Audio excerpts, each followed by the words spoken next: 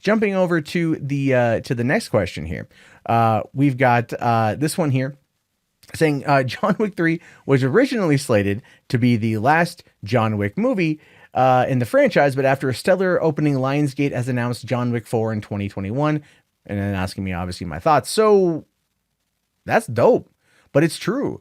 Keanu Reeves had flat out said that John Wick Chapter 3 was going to be the last one leading up to its announcement a couple of years ago.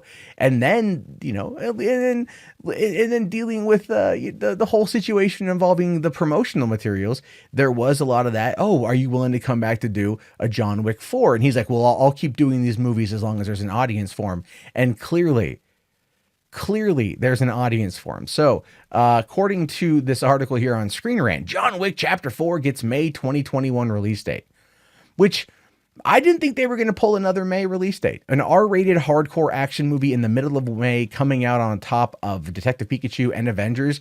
This is just the Lionsgate, quite frankly, doubling the hell down. And I don't know how I really feel about that, if I'm being honest with you. So it says here, John Wick Chapter 4 gets a May 2020 release date. From its humble beginnings as a throwback revenge action flick, the Wick franchise has become one of the premier series in its genre over the last 5 years.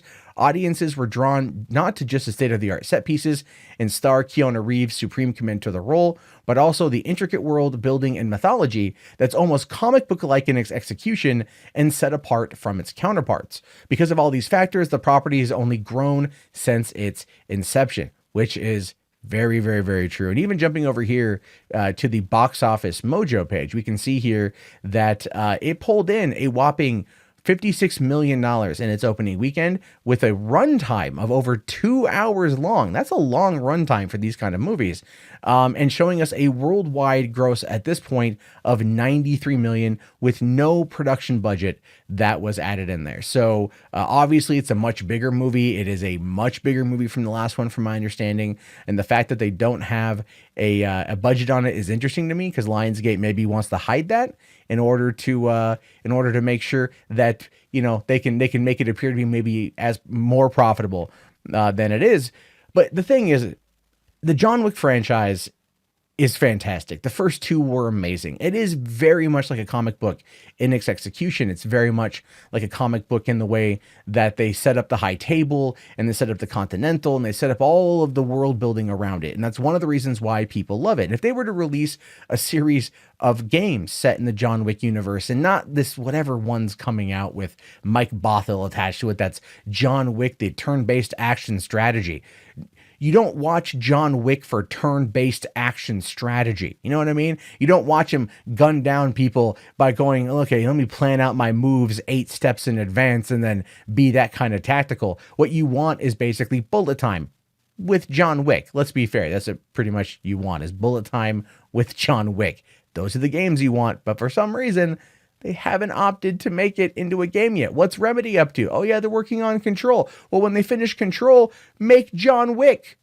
They're the ones who made Max Payne, by the way, the original creators of Max Payne, and I feel that ultimately would be a fantastic development team to work on a John Wick game. But as for John Wick 4, what I love about it is it's only going to further expand the mythology. Hopefully it ties into the Continental TV series that it's still supposedly coming to stars, and if they ordered a 4th film in the franchise, they are definitely working on trying to bring this to the small screen, and I think that could only amplify the type of franchise that this is. And then think of it like this. You've got the Continental, and that's like your, if we're going to associate it with, like, let's say the Marvel Cinematic Universe, right? So you got the Continental is your baseline. That's like, your Agents of S.H.I.E.L.D., right? And that kind of runs underneath the main franchise. And then we get characters popping in, popping out, doing different things. And I don't know how well they're going to be able to pull it off, or how much they would ever truly want to commit to that. That is one thing I could see that being a problem, but the fanboy in me would love to see that. If Starz was like, we're doing the Continental and it's going to run parallel to the movies, and Lionsgate's like, we're opening up a John Wick cinematic universe, I would be like, oh no, I need to change my pants. You guys are killing me here. What the hell are you doing? You're going to get my underwear pregnant. So what's going to happen? Because John Wick is that kind of badass, cool franchise. And yes, I just made some terribly horrible jokes in leading up to this moment. But I'm telling you guys, that there's a good reason for that. It's because John Wick, well, John Wick is very much the shit. So